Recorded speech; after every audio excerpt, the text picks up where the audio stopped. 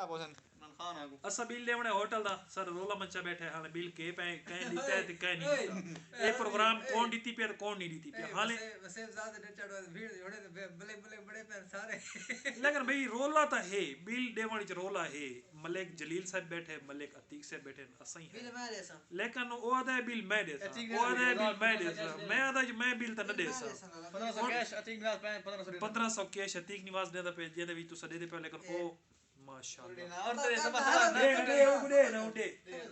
ता ओ देना पिए माशाल्लाह आधा है देना पे लेकिन देना नहीं है मुश्किल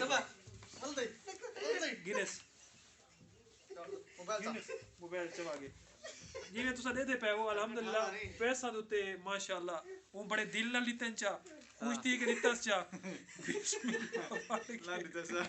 बिस्मिल्लाह पढ़ के 10,000 काट दिता है